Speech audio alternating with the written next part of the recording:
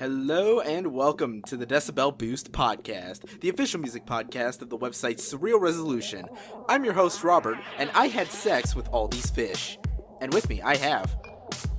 Ryan Seacrest is a fucking coward! And... I'm also multitask Brxnks, and I got an Oscar. Ah, yes. As you can tell, we all watched that, I assume. Uh-huh. I did. I watched the whole thing because what else is on Sunday nights? Nothing. Yeah, I was at an Oscar watch party where I got less than half my predictions right. I didn't win bingo. Didn't even win any trivia. Man, I gotta step my game up. I'm fucking lagging. Yeah. But I mean, it was a fun time. There was also a lot of food. And I know some guy, a buddy of mine that was at that party, he went wild when Roger Deakins won Best Cinematography. A lot of people did. People really wanted God to win because he'd been shut out for a lot of years. Yeah. On times. And I'm sure we all went wild when Jordan Peele won for Best Original Screenplay. Oh, you damn well bet, boy. Yeah. But you should have seen, like, Keegan-Michael Key. Like, he was crying with joy. Mm-hmm. Like, yes, my best friend in this industry has accomplished things. Now if only he can get me, like, some gigs up there in the big leagues, you know? Can you take me with you?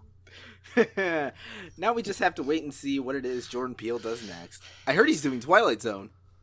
That's gonna be that's a hard thing to, do something out to get out. That's gonna be a hard thing to do. Like, how do you do something after that? Like, that is true. Like, damn.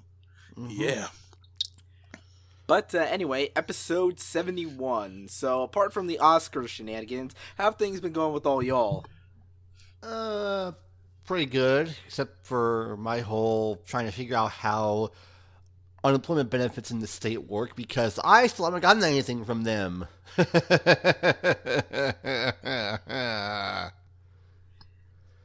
I'm not even going to comment on that, because that sounds like hell. Yeah. This is a very backwards state I live in, as many news stories will confirm, but aside from that whole terror, I'm in the middle of rearranging some stuff. I got my Blu-ray collection out of storage, finally. Got it on one of those little disc binders, because I'm trying to cut down on clutter. I don't have a whole lot of space in here, so I gotta maximize whatever room I have. So I've converted my bureau to hold my anime collection. Well, that sounds like fun. Yeah. And everything fits in there quite well. And aside from all that, I got my vinyl copy of Deadwing today. I'm very happy about that. Yay! Yes. Well, we'll be talking about vinyls later. And hopefully in the next couple of weeks. Hurry up, Record Store Day! We don't have a whole lot of time left. Yeah, we're still waiting on that. So, Mark, what about you? Well, as recently, we in the house, we've been, getting our carport roof fixed. I mean, it's still trying to get fixed as of today. I'm hoping fixed by the end of the week. Other than that, it's been the usual business with me. And all that shit. And as for me, I went back to the studio on Friday night. Yeah, apparently because the first time around we didn't get in all the songs we wanted to record. This time we were finally able to. So, geez, plowing through 10 songs in almost 2.5 hours, maybe slightly more, that leaves you very sweaty and tired.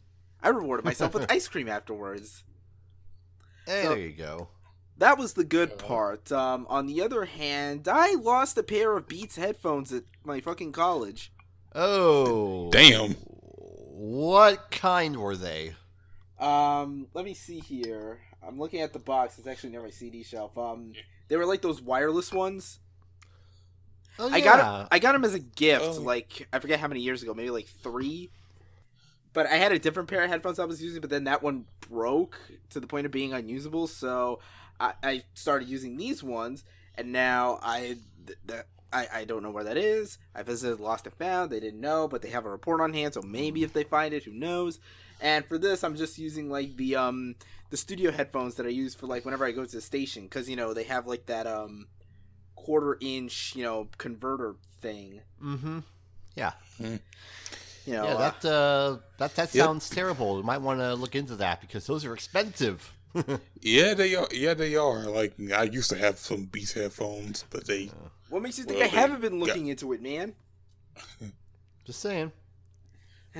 So, yeah, that's basically about it. Other than I felt the itch to try and beat my best time in Resident Evil, the original, again this past weekend, which I did. Finally got the rocket launcher after fuck knows how long. That's fun. But yeah, that's basically about everything on my end. So now we go into the new song discussion of all the good stuff and the mediocre stuff and the bad stuff and the what the fuck stuff that happened. So, yeah, as always, link down in the description if you want to follow along with us. And once, again, Mark will get us started with the first song. So, go ahead. Yeah. All right. Yeah. So last month, it's been last Monday because I want to get it before. But anyway, so Quelle, Kristi, and Jean Grae returned again. Yeah. And also, I didn't know they were actually engaged, which I didn't know at first. Which, all right, that's cool.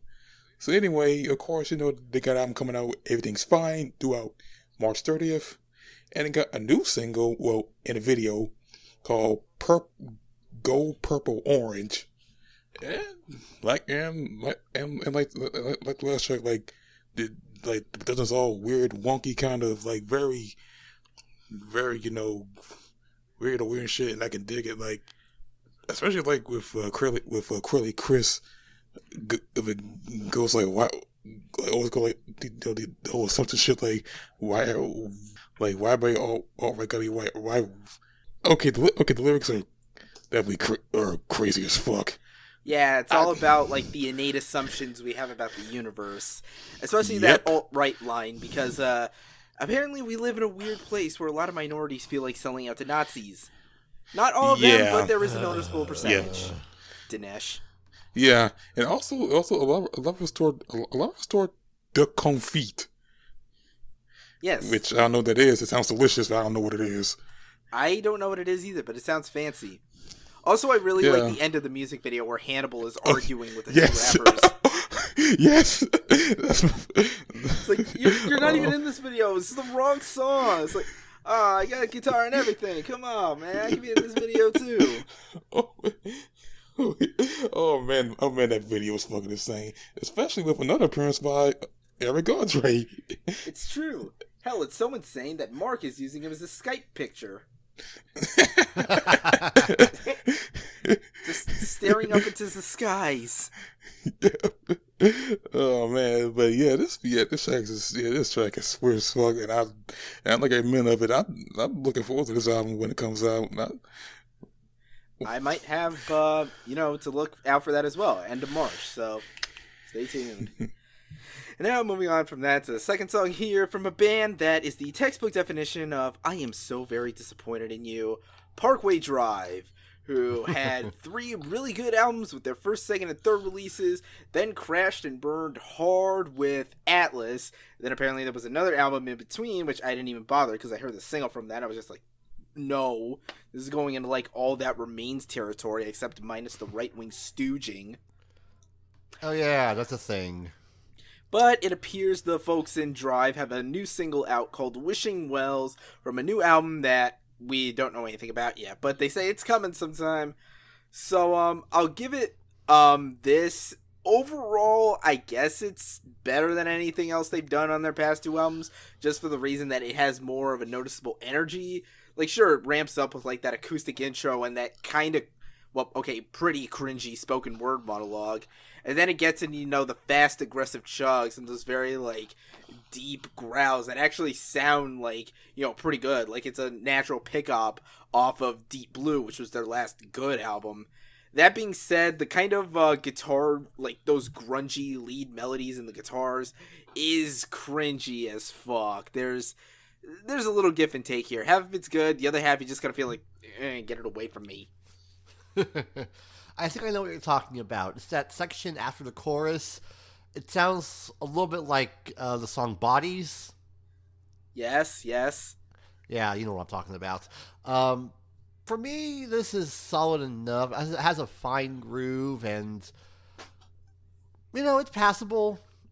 I probably won't remember it tomorrow, but it is what it is. What was up with that video? Focus on the lead singer's face. Like, why? Why did you need to do that? Well, I mean, they have to sell. What other way are they going to sell you on the intensity of the song than just having like a unbroken shot of Winston McCall's face, which you can't even Make it see Australian half as because fuck. it's obscured by shadows. You make it Australian as fuck. You make it Australian as fuck with didgeridoos, giant spiders, terrible politicians, this is the opera house, Vegemite, and by being racist enough towards Australia by now. Don't forget the ban on guns. Oh yeah, that's a thing that happened too. Fuck you, Florida. And besides, everybody knows you can't be racist towards Australians. Because they're going to be dead in the next 5 minutes, so it's not like it matters. Oh!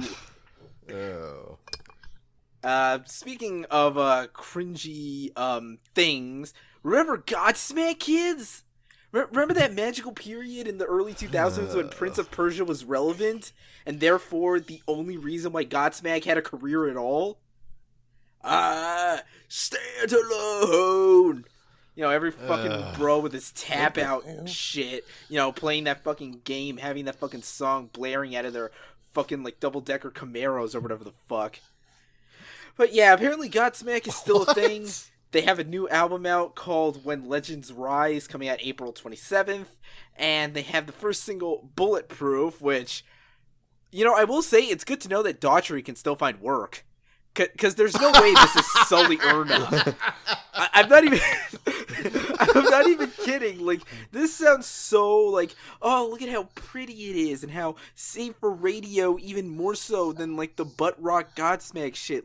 I was listening to this, that there's no way this is Sully Erna. The vocals do not have the annoying level of gruff necessary for this to be Godsmack. It's wow, they got even less interesting. I didn't even know that was scientifically possible. I'll be more complimentary and say, considering their past material made up of one riff songs, ironic air quotes here, the focus on melody is kind of a welcome change from the days of, say, Crying Like a Bitch, that terrible song. I mean, this is still generic radio rock, but at least there's a little bit more variety to it. Well, we're using the term variety in the loosest sense here. Yeah, it's not, a one-riff slugfest. There's actual... It's a four-chord song, is what I'm trying to say. It's not, gonna set the world on fire, but it's something different from Godsmack, which is weird, considering I don't think they've ever written a four-chord song. It's usually just a one-chord song. That is true. But whatever, it doesn't matter. I'm skipping over this shit anyway. And I say this as someone who used to actually kind of like Godsmack. By which I mean I bought their albums used for $4 at an FYE. Fuck giving full price. Moving on to the next song, Future! It's all your fault. Look, sorry, I'm sorry, kids, but I need to put this here so that way I can bring in the page views, because Daddy needs to afford his McNugget addiction. So anyway, Future, the man, has dropped a new song, of course, because does the guy ever leave the studio? No, he doesn't, because he just lives there now, apparently. So we have the first new Future song of many this year, I'm sure. It's called I.C.W.N.T, which in context is an acronym that stands for I Can't Wife No Thought. Okay, so I'll say he starts off sounding vaguely coherent, but then, of course, once it gets to the verses, it devolves into the typical just slur to the point where you can't recognize everything, except either the dumbest lines, like, I change up my hose like I change up the weather, or the grossest lines, like, I can't wife no thought, suck my dick till she sees snot. Ew. Ew. No. Stop watching hentai, Future. Yeah, Future, what the fuck are you doing on Hentai Haven? I thought you had a career or something. For some reason. Yeah, this is just fucking, again, pointless, Future, man. I gotta say, hell no. I listen to the show like 1 or 2 times. I'm like, I listen to this again. This shit was god awful. Why do people like this guy? It's just talking about the same shit like he posted about his about how cheating girls, even though every time he does talk about the shit, he just talks about his ex going out, his ex Sierra going out with that football player. What's his name? Russell Wilson. Oh yeah, you mean the baseball player Russell Wilson? Wait! He does that shit now? Yeah, I guess he does both. He actually got signed to the Yankees. Okay. Yeah, but whatever. It's Future. You know the drill by now. So, let's just move on to the antidote for this song. And again, Mark, go ahead. Yeah, so, what's opposite of Future? I'm give you 3 guesses. No, three people. A$AP Ferg, which is with stuff above him. And, of course, Denzel Curry and IDK. Again. Yeah. Yes. So I heard say that I think Ferg going on tour with them, and they released a single called Kristi YamaGucci. Remember, it's spelled Gucci like this is a Gucci household. Yeah. And I gotta say, this like this is a very missing sounding and certifiable banger. Like as usual, IDK brings it, Denzel Curry motherfucking brings it, and A$AP Ferg, he's been getting good at that shit too. Sometimes I fuck with A$AP Ferg sometimes, but it's like, all right, this is definitely good A$AP Ferg. Yep, this is a pretty solid song, all right. Favorite line, I'll say, even though my name Denzel, no acting. That was an amusing punchline right there. And moving on from that, an update on CHVRCHES. They finally given us the information on their 3rd full-length studio album. It comes out May 25th, and it is titled Love is Dead. Just like my hopes and dreams. Wait, how many times can I make that joke on this podcast? I'm pretty sure I've said it like 3 times already. I lost count. And I'll keep saying it until it stops being funny, which is never. But yeah, we have that, and we also have the second single released from the album, My Enemy, which features guest vocals from Matt Berninger of The National. Those guys that won the Grammy recently for, I think it was the Best Alternative Album? Yeah, it was Best Alternative Album. Yeah, and the one that beat Father John Misty. Thank God. But yeah, it starts off obviously enough, like the hazy, moody synth beat, starting and, getting things going throughout. Matt Berninger, he starts off the song and mainly on the verses and everything. It's a pretty, chill out, song. And Lauren, on the vocals for the chorus. It's okay. I mean, this definitely seems like it's more like a vibe song. Like you just kind of zone out to it when you're just, blazing the dank weed. Which I know nothing about. This is a Christian podcast. I would never do that. But yeah, I mean, I don't like it as much as the previous single, but it's, it's whatever. If I need to fall asleep, I'll probably, throw this song on or something. And as usual, everyone else has no opinion. So now, let's get in to the stuff you really want to hear about. This is a good one. So, this past week, on Toonami, instead of the usual music video that aired during Naruto Shippuden, we instead got a music video that aired during Hunter x Hunter. And wouldn't you know it, it's our dear friends, The Armed. Yes, they made a big push towards this on the social medias that they would have a new music video airing at this time for a new single, Role Models, off their April 27th release, Only Love. But here's the kicker. Who was the special star of the video, you may be wondering? Who would be featured in this magnificent display of chaotic hardcore energy goodness? Oh, hi, Mark. Damn. I did not hit her. It's not true. It's bullshit. I did not hit her. I did not. Yes. Mr. Tommy Wiseau has been recruited by the anonymous Detroit collective to star in this music video, which, for the record, it's literally just like this single shot, primarily, of like a boombox on the left and Wiseau in a ghillie suit or a Swamp Thing suit, take your pick, on the right, just kind of doing some interpretive dance as the song is playing.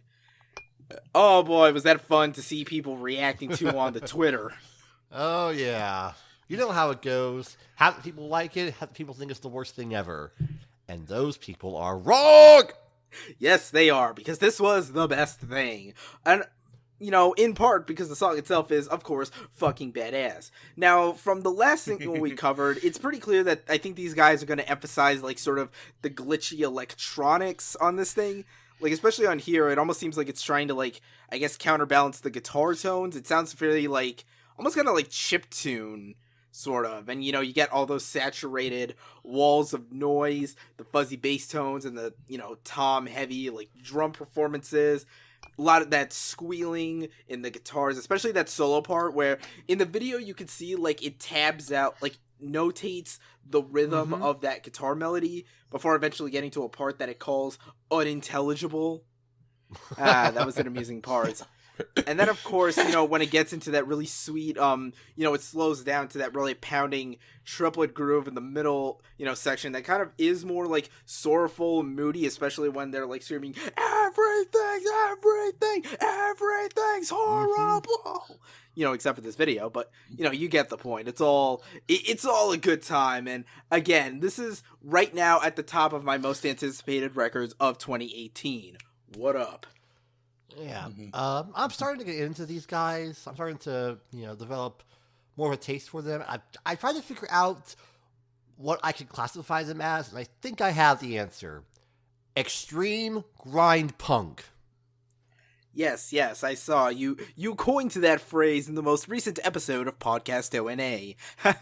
Cross promotion. Yes, but we're talking about the Crunchyroll Anime Awards. Go listen right now. But yeah, so that's a pretty good description of it, and man, this is who knows how good this is gonna get. How good it's gonna get! And now we move on to the next song here, you know, sticking on the topic of Adult Swim. Of course, this past week's entry in the Adult Swim singles program, which we got another 3 months of. Interesting. Feels like it's just flying by. Yeah. So the contributors this time are the long-running alternative rock band Dinosaur Jr. with a new single, Hold Unknown. And I don't really have much to say because the song is pretty much, you know, what you see is what you get. It's kind of a very Southern fried alternative rock thing. Nice driving tempo. The guitar riffs are these pretty simple but, you know, kind of energetic power chords. And it just kind of sounds like it's road trip music, basically. I think that's the best way I can put it. It's decent road trip music. Yeah, there's a solid rockabilly style to it. I can dig it, especially that last 15 seconds or so where it's just that one guitar being all that whole whammy section. Whammies are fun. But anyway, let's move on to the next topic. Oh, come on, guys, come on. Which one of you put this here? Like, you guys are pranking me, right? Mark, was this you? Was this you, Mark? Come on. It's you punched for Future. You punched for Future. Guess what? I punched for Ray Sremmurd. Yeah, but like, come on, this is a joke. Like, it says we got 3 songs to talk about here. Like, there can only be one. Come on, man. That's you're a pretty funny trickster, man.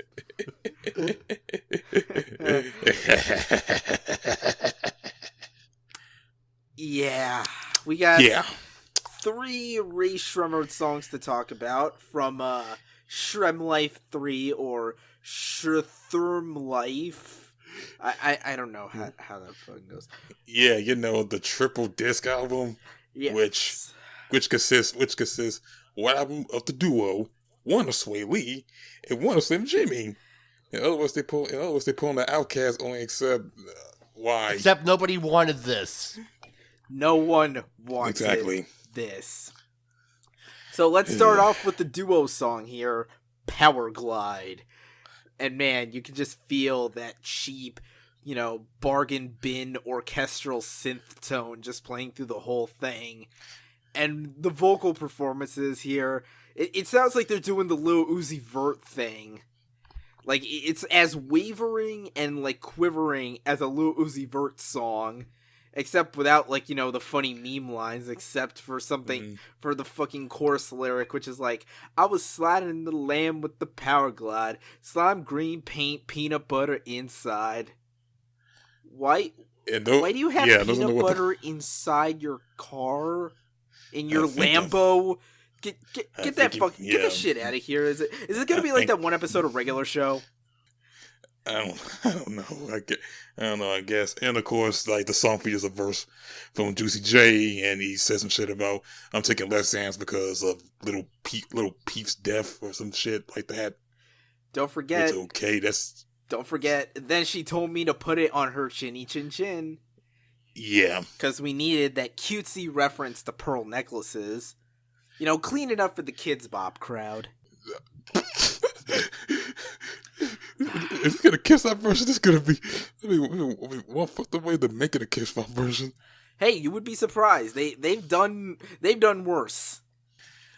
That is true. Oh, and let's not forget these other lyrical gems like She Gon' Suck Like a Bloodsucker and Duck Sauce on My Feet, Ho. What the fuck? Why are all these rap artists watching hentai? Oh, and the one line that pissed me off the most from Slim Jimmy when he says, unintentional flexing, trying to send out a message. Okay, at this point, he just fucking knows. And they're just trying to piss me off specifically. They know what they're doing with the flexing. Anyway, let's move on to Hurt to Look, which is the Sway Lee solo track. And all I have to say, it sounds like Justin Bieber covering Drake. Nothing else to say. Pretty much, like it's like Sway Lee doing his more, his more singing type of shit, which he's been doing a lot lately. I will say, out of all the tracks in here, it's the least horrible, but that's not saying much. Yeah, that's definitely not saying much. And I will say for Sway Lee's airy falsetto, I will say at least it's not him on Swang, which sounds very, very worse. So much with the swing. But now we move on to the last song here, Brxnks, which is the Slim Jimmy track. And I'll give it a tiny bit of credit, saying it's kind of a clever reference. Okay, for those who don't know, Brxnks is a company, primarily a security company that is most known for supplying those large armored trucks that banks and, similar facilities use to facilitate the transfer of large amounts of cash, gold, or equally important assets and values. So at least it's kind of clever in that he had to reach for that as a metaphor for I got a lot of money, but it's not much. I mean, this one is the aggressive one, so I guess between Hurt to Look and Brxnks, we know where their priorities lie. Jimmy is the, aggressive one, and Sway Lee is the thugs need love too guy. And the only thing that stands out here is the fucking... Okay, remember when 2 Chainz called himself Tupac with a nose ring? There's a line in here where Jimmy compares himself to NWA. And it's the same level of are you shitting me? Francis McDormand in 3 Billboards is more NWA than you. Fuck off out of here, man. Okay, I'll also say one more thing on the production. This shit sounds recycled because I heard some of that same shit before on another Michael May produced track. I think it's called Blase, a track by Ty Dolla $ign, also featuring Ray Sremmurd. Wait. Did you say the song name was Blase? Blase is a song. Oh my god, that's way too perfect.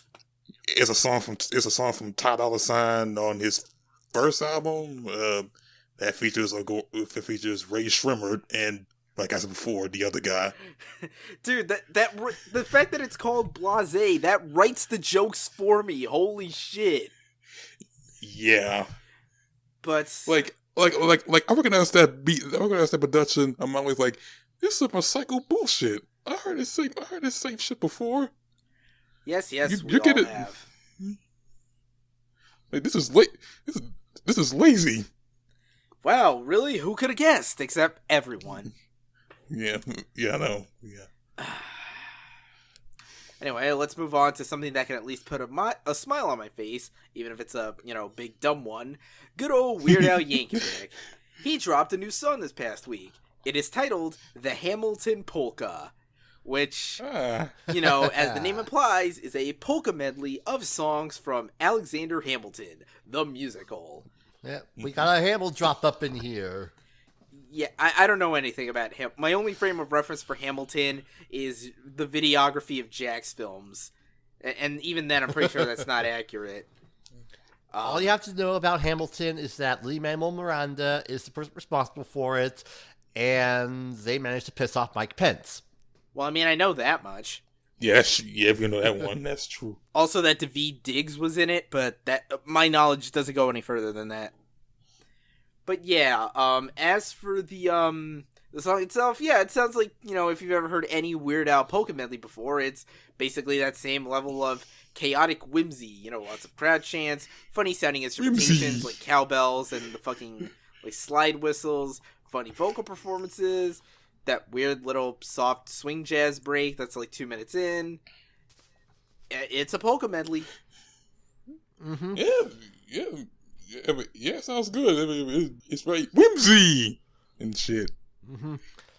Nothing new from Weird Al, but you don't have to be when you're Weird Al. You know what to expect from him. But it's weird to hear him say words like bastard and whore in it. Yeah, that is a little. Now I think about it, he doesn't curse in his music that much, does he? No, I think it's only been one song, and that was it.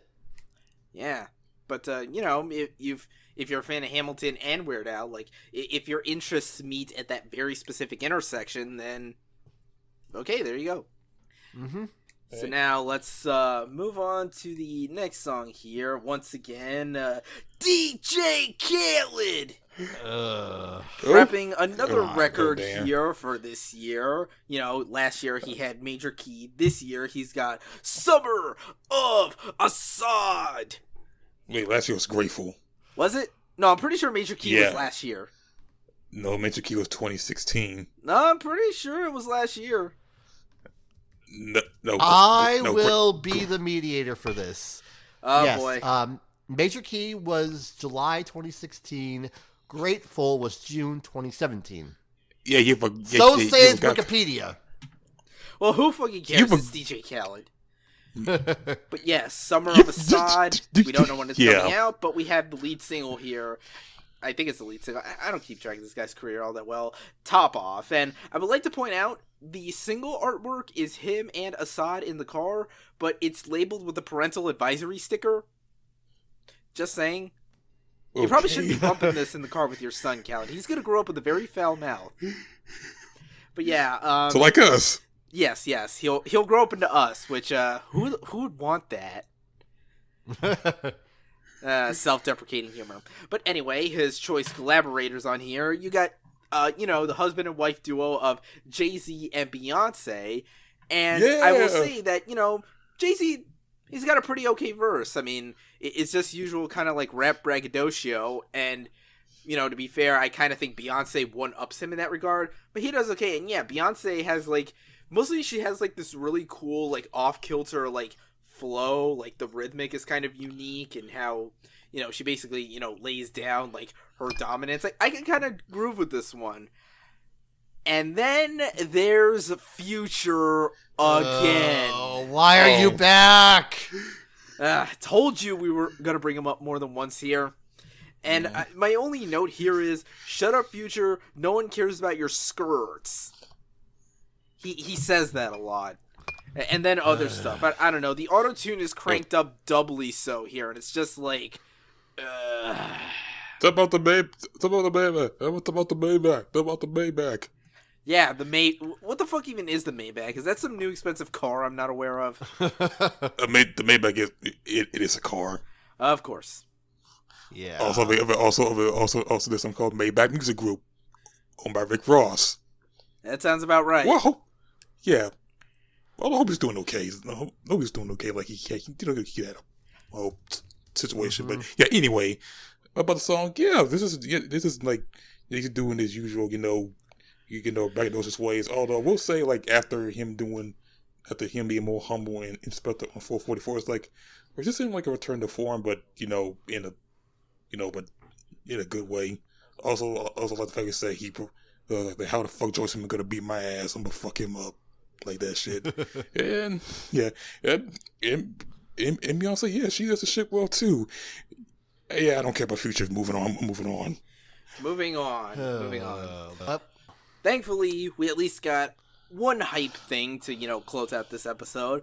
Another one of my most anticipated records of the year from the Swedish melodic death metal legends At the Gates, who, there was a big break, between their third album in the 90s and then their big comeback in 2014, At War with Reality, which was one of my top 25 of that year. I believe somewhere in the top 20 to be more specific. And they've announced... Well, they announced the details kind of like at a drip feed pace, but at least now we have a song here so we can actually bring all this up here. So their newest album is called To Drink from the Night Itself. It is coming out May 15th. And so to celebrate, we have the lead single, which is the title track, which is apparently also the opening track of the record. Okay, good way to give, I guess, first impression of the big picture, I suppose. So, just like with At War with Reality, the production is, I'd say, excellent. It has that perfect dark griminess, while all the instruments still are very, pronounced and sharp. I mean, kind of vocals notwithstanding, because as usual, Thomas Lindberg, like, his vocals have that very, like, shredding, but also, like, projection kind of quality, where it's like, again, you feel it full force, but it's, like, tearing at your throat as you're listening to it. With that unique particular, tone of voice that honestly sounds way better. Like, his voice has gotten just better with, like, the decades and everything. I'll say the guitar, interplay, there's some cool, like, melodic interplay, how the guitars play off each other. There's some cool dueling tremolos in there, but if there's one thing that kind of holds it back is the riff sounds a little derivative. In fact, it almost sounds like a dead ringer for, like, the song Death in the Labyrinth, which was, like the first big song off of At War with Reality. But overall, it's still a pretty, cool, ominous, dark metal jam. And, even At the Gates, like, on a slightly lesser day is still better than other similar bands on their best days. And there's a bit of a drum solo in here, which I always appreciate. Yeah, this is pretty solid as it comes. Although that one main riff does kind of repeat itself a little too much for my liking, just a personal quirk. But I'm interested. I'll have to check out this album when it drops. Yes, you will. And check out At War with Reality, because it is legit. So yeah, that covers all the new song discussion for this past week. We are going to go on our usual break, and when we come back, we will have the song discussion topics. So we will see you in a bit, kids. Don't touch that dial. We'll find you.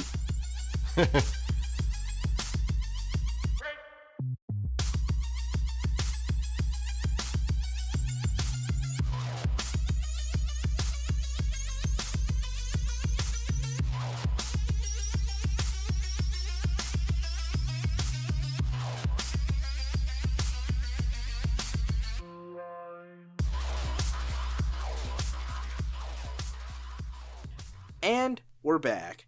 And in fact, for this first news topic, I will throw it over to Mr. Alex over here, since this seems like his general wheelhouse. So, Alex, you have the floor. All right. So, as we prepare for Record Store Day 2018, which is coming up in about a month and a half or so, we're eagerly waiting that full confirmed list of exclusives. Please hurry up. Please. Just so we can get it out of the way.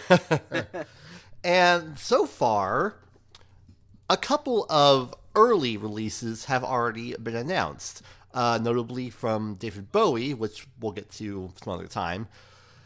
But the first one that I found was for Led Zeppelin. Because guess who's turning 50 years old? Obviously right, not anyone in the band. They're way older than that. Damn. Yeah. But anyway, for Record Store Day, Led Zeppelin will be bringing out a special little 7-inch vinyl single featuring unheard studio mixes of Rock and Roll and Friends, called respectively the Sunset Sound Mix and the Olympic Studios Mix. It's worth noting some of these mixes are kind of rare in terms of, I guess you could say, fandom and collectors. Like, for me, I'm all about this kind of stuff. I like it a lot. And it's worth noting, only 2 of the previous, quote, Sunset Sound mixes were released, notably being When the Levee Breaks and Stairway to Heaven, that were put on the 2014 deluxe edition of Led Zeppelin 4. I don't know much about Led Zeppelin, so I have no comment otherwise. My mother would be ashamed of you. Well, look, I'm sorry. I got a lot of shit to keep up with.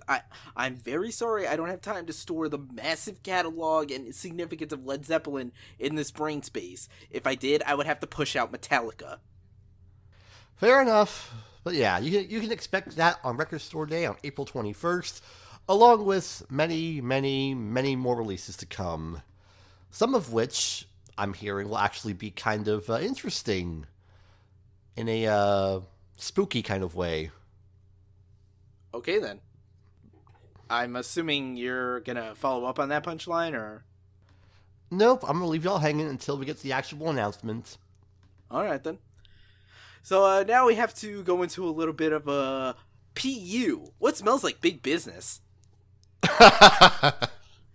Yeah, so, after much deliberation, after lots of, backdoor deals and everything, it's now official. Spotify is finally filing to go public on the New York Stock Exchange. Apparently their trades, shares, as far as we know, go as high as, $132.50 on, private markets. Supposedly their value is at, $23 billion. There's not much else here to say. They could be bought and traded on Wall Street by the kind of corporate dicks in suits that have royally fucked over the rest of the country by, putting all their money into fucking government and shit. Fucking bastards. Fun times. Yeah. But I'm just letting my inner communist coming out. But, I'm wondering how this will affect their finances in the grand scheme of things. I read somewhere that they apparently had lost, a lot. They posted a net loss of, 1.4 billion in 2017. Not to mention, there's other stuff backdoor. I hear they're supposedly filing patents for physical products. Yeah, it's worth noting, I can't find any record that has said Spotify has ever turned a profit in their history, so this could go sour pretty fast. Yeah, and this might be that rare case where the dicks in suits don't bail someone out. But speaking of dicks in suits, this is breaking literally this morning, so maybe it's not breaking by the time you're listening to this, but we had to throw it in here because it puts a smile on my face. A smile that's nowhere near as shit-eating as the shit-eating grin of Mr. Martin Shkreli. So the story here is, of course, Judge Kiyo Matsumoto, who has finally made the definitive call that he has to forfeit $7.36 million in assets, because he's still facing upwards of 10 years in a federal prison. But yes, having to forfeit all those assets, which include many things, such as his $5 million bonds, a Pablo Picasso painting, and they specified his copy of Once Upon a Time in Shaolin from the Wu-Tang Clan. Don't forget the Carter 5. Who gives a shit about the Carter 5? Fuck the Carter 5. Fuck Lil Wayne. Fuck the Carters 1 through 4. I don't give a shit about Carter. Wu-Tang. Yeah. But yes, all of that, he's got to hand that shit over. Oh man, this is yeah, and he's awaiting his sentencing on March 9th. This is very delicious. It's so sweet. Yes. Facing 10 years in federal prison. Suffer, you motherfucker. Suffer. Don't jump the soap. And maybe they can finally do the right thing with the album. Unleash it to the public. You know you must do it, Matsumoto. Wait, Matsumoto. Isn't that Rangiku's last name? Looking it up. Yes, it is. Huh. Okay, then. I don't know where I was going with that.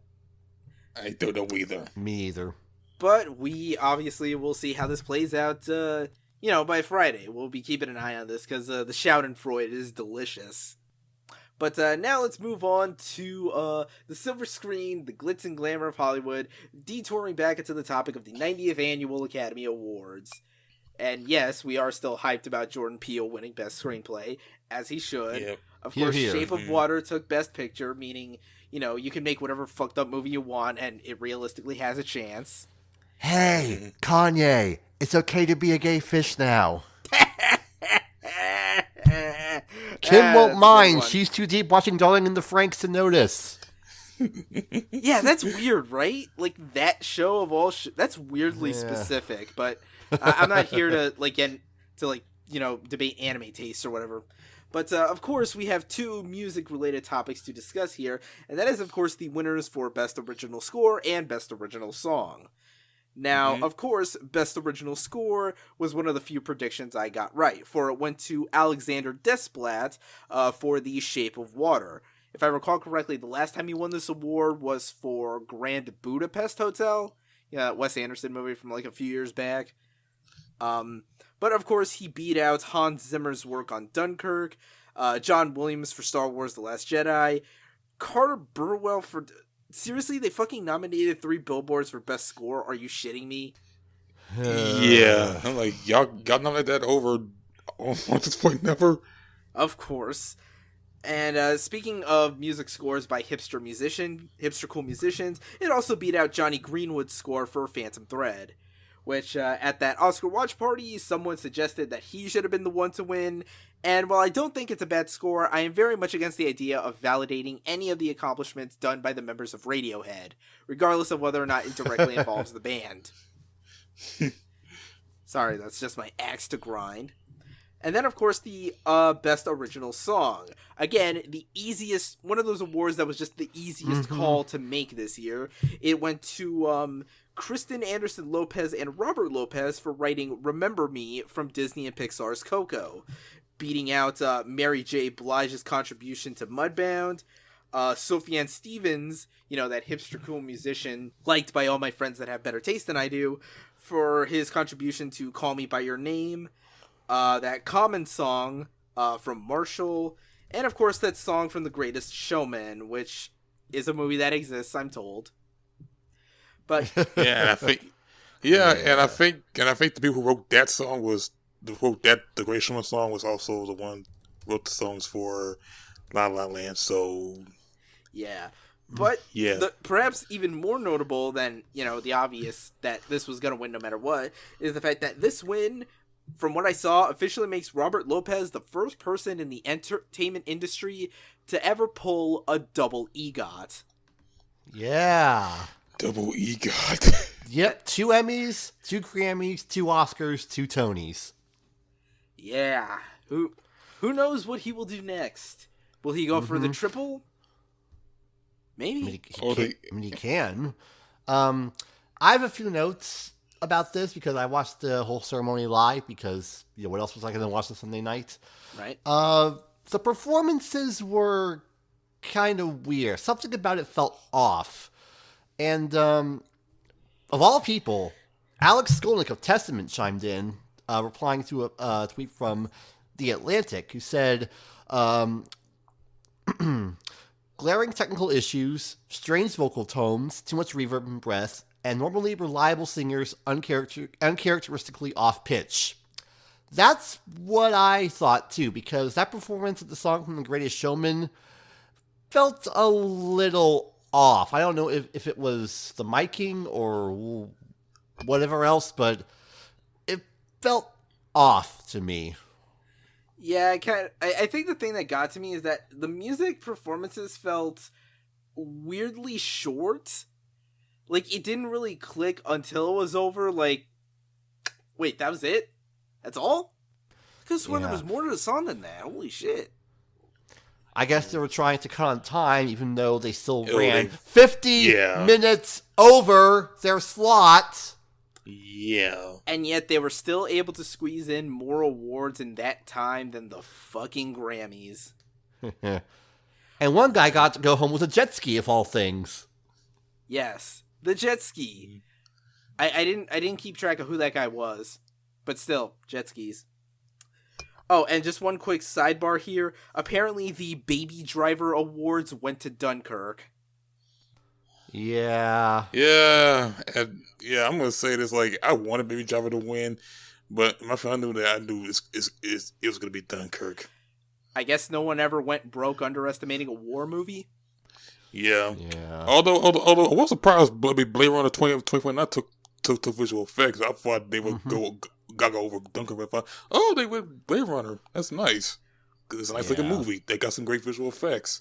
Well, here's the thing I heard, through the grapevine. So they say it's not the best of that category. It's whatever has the most of that category. So I assume since Blade Runner has the most special effects, the most cinematography, and all that stuff, that it got the awards. By the way, why did you all leave Toby Hooper out of the In Memoriam segment? Why? And Adam West. What the hell? TV's Adam West. Damn. Yeah, but of course, Guillermo del Toro was the big winner of the night. Best Director and Best Picture. Fuck you, Ben Shapiro. You asshole. Yeah, he has to live with the fact that the movie about the sexy fish won the Best Picture. Yeah. It's more than that, though, but, memes. Yes. But moving on from that to... We got a couple festival announcements here that we're going to close out on.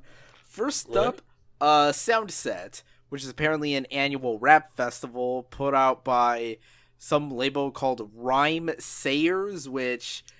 That kind of sounds like... That sounds like how your grandma tries to explain the concept of rapping. I think they got some interesting artists working there before. I mean, I could name on top of what I know him of doing release an album from them a decade ago. Like he released his first album. I think his first album, Operation Doomsday. If I'm right, if I'm wrong, then down to a rebuttal some shit or You'll correct us in the comments. Yeah. But yes, this is taking place, at least according to the schedule here, May 27th, Memorial Day weekend at the Minnesota State Fairgrounds. And, Mark, you want to discuss the lineup here? Yes, I will. So the lineup we got Logic. Yay. Yay. We got, oh shit. We got Migos. Boo. We got Atmosphere. Somebody who's from Rhyme Sayers, from what I heard. I know nothing about that person. Okay, a lot of hip hop heads dig him. Okay, we got Erykah Badu. Hey. Right. Cool. Tyler the Creator. Yes. Yeah. Russ. I don't know who he is. Wu-Tang Clan with the 25th anniversary of Into the Wu-Tang 36 Chambers. Yeah. Hot. 25. How are they not going to be the headliners? I guess Give them Logic is top making billing. more money at the moment. I don't know. Give Wu-Tang top billing. I don't care what anyone says. All right. Anyone else? We got the boys Brockhampton. Woo! Ice-T. Cool. The nigga that knocked out Little B. Fuck you, Boogie. Okay. Hieroglyphics. Prof. Cas Con. How can Maybe- mirrors be real if this meme is not real? Maybe he'll ask the important questions of how can our feet smell if they don't have a nose? All right. Communism Guess my forever. name. I guess my name Greaves. Hey, DJ Jazzy Jeff. Oh shit, we can get lit. Damn. Unfortunately, he won't be thrown out by Uncle Phil. Damn. Ah! All right. We got Mervs. Okay. Y'all get May Hoop is still a thing. Okay. Evidence. All right. Wait. Hang on. Huh? Logic, evidence. Is that? Please tell me there's a rapper called Reason on this. Doesn't look like it. Damn. Listen, no. Let's see. We got Rhapsody. All right. And of course we got Westside Gun and Conway.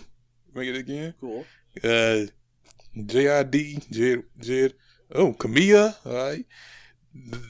And a bunch of other names that I really don't know. What, you're telling me you never heard of Buggus? Bugus? Whatever? or Scratch Bastard? The greatest bastard rapper of all time? He's probably not from Boston, I don't fucking know. I didn't think his one named OG Grip. That would be a fake rapper name, but okay. Yeah, okay. He sounds like someone who would get famous on Vine. But yeah, that's certainly a lineup. I mean, there's some okay stuff in there. The good stuff is really good. The mediocre stuff is just eh. Of course, obviously, Brockhampton's gonna steal the show. Team effort 2K18. Woo! But now onto the last topic this week, and this is the big one. Finally, we have officially have it confirmed, the proper final lineup for the final cross-country tour edition of the Vans Warped Tour. It's here. And My Chemical Romance is not reuniting for it. Sad face.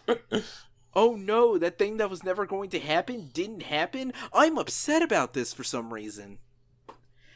I must riot or break your foot. Yeah, but as always, the forever enduring meme of this year's lineup fucking sucks, man, was out in full force. You can never tell if people are doing it ironically or not. It's like when people say Toonami is dying. Are they sincere? Are they kidding? I don't know. It all sounds the same to me. Are they high? Possibly. Jinx. Anyway, we're going to take this stage by stage. So, I'm going to start off with the Journey's Left Foot stage. Playing this stage throughout the summer is 303. The fuck? Canucle Pook. Mayday Parade. Real Big Fish, who apparently weren't invited to play Back to the Beach, as far as we know. State Champs. This Wild Life. Asking Alexandria. Fuck Jenny Warsnop. Beartooth.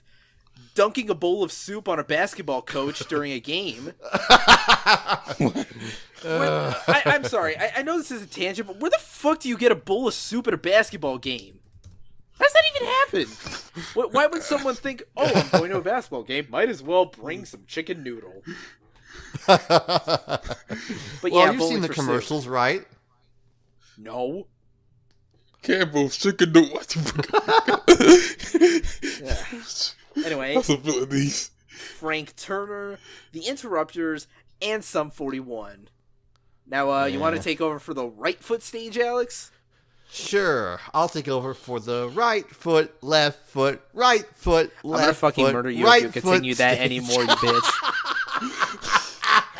Hey, if I have to talk about all this steamcore crap, I may have some fun with it. But that's not fun. That's just annoying. Just like Asking Alexandria. Oh. Well, you see, annoying you is fun. Yeah. Anyway, we have, for this stage, issues. Issues, tissues? Yeah. Movements. Real friends. Yeah. This band who has never put out a good album ever, Simple Plan. Excuse me, I'll have you know that the Scooby-Doo theme song that they did is fucking lit. This good show isn't in here. We have The Main, Tonight Alive, We the Kings, All Time Low. Sounds about right. Falling in reverse. 4 years strong. Equal to or less than Jake. That's a math joke, kids. The Used, which, it's fine. And Taking Back Sunday. Quick tangent. Taking Back Sunday's touring with Coheed and Cambria? I heard about that, yeah. Also, I will say, the last time I ever went to Warped Tour, which was like senior year of high school, I think, like the summer after I graduated high school, I saw 4 Years Strong, and they were pretty fun. That whole easy core thing where it's like pop punk melodies, but with breakdowns. And now, let's talk. I'll handle the Mutant Red Dawn stage. Chelsea Grin. D's Nuts. What? There's a band called D's Nuts. Really? This was way before that became a joke, I think. I don't fucking know. Ice Nine Kills. Kublai Khan. My Children, My Bride. Sharptooth. The Amity Affliction. Twisted. Oh my god, that hurt to say. Wage War. And Silverstein. But there's another mutant stage here, the Mutant White Lightning stage. And I'll cover this one again, because from what I saw, this one seems to have sort of the best bands on average. It's kind of grading on a curve here. Okay, so Crown the Empire. Dayseeker, which is okay. Every Time I Die, yes! Hey, look at that. You got Hail the Sun. You got fucking Harm's Way, which... You'll hear about that when the album roundup gets posted. Motionless in White. I saw them live when they opened for Slipknot. They're okay. Necrogoblicon, who I hear is really good. Unearth, also good. August Burns Red, who I've seen live twice, and they are great. Knocked Loose. Oh my god, and Under Oath. And now, I suppose I should let Alex cover the Owlfly.fm. Oh my god. Sure, even though I have no idea what Owlfly.fm is. Apparently, it's just some kind of domain registry service like GoDaddy, which great branding opportunity, guys. Oh boy. Yeah. And I'll just say this now. I have no idea who any of these bands are, so let's ring them down. We have As It Is, Assuming We Survive. Which we will not. No, we will not. Broadside, Capstan, Chase Atlantic, Dead Girls Academy, Dollskin, Don Bronco, yeah. Grayscale. Oh, I've heard of them. They're okay. Make Out. Palais Royale. Probably not with cheese. Finesse. I don't know how you pronounce that. No Ferb. Nope, it's just the Dorito head fuckboy. Oh. Picturesque. Sleep on It. Story Untold. Trash Boat. They're okay. But yes, that is a real band name. Trash Boat. Trash Boat, yes. And With Confidence. Yeah, this is, there's some good, there's some bad, there's some eh. Basically, it's appropriate for, like, a final Warped Tour lineup. It's every frustrating aspect of it all packed into one last run of shows. Pretty much. And for all the teeny-weeny kids that go out to whatever date it is, who are going to lose something to do over the summer that isn't just, like, playing video games locked up in their parents' basement, have fun. Yeah, have the fun we never got the chance to, or at least I never got the chance to, because I was never a scene core kid, even when I was supposed to be. That was never my thing. You, sir, are a goddamn liar. I was into prog metal by high school, okay? Sure you were. Sure. But yeah, that basically covers all the news topics.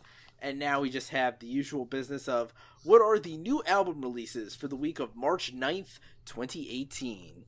Now, starting at the top here, we have the new Ministry record, America. The new album from 3 Days Grace with Outsider. Yeah, they're still a thing. I don't know how, but whatever. New album from Miles Kennedy with Year of the Tiger. There's a new Nightwish compilation coming out called Decades. We have the newest album from Of Montreal with White as Relic / Irrealis Mood at this time of year, at this time of day, in this part of the country, localized entirely within Principal Skinner's kitchen. New album from the Fratellis with In Your Own Sweet Time. Mark's #1 album of 2018, Lil Yachty with Lil Boat 2. I'm gonna kill y'all. Oh man, the March roundup is gonna be fun. Oh. The new David Byrne solo album, his first proper one in 14 years with American Utopia. The newest album from metal legends Judas Priest with Firepower. And, of course, the return of Between the Buried and Me with part 1 of their 2-part Automata concept album. Oh, finally, it's here. Which also means there's the tour coming up soon, and your boy is going, so oh shit, son.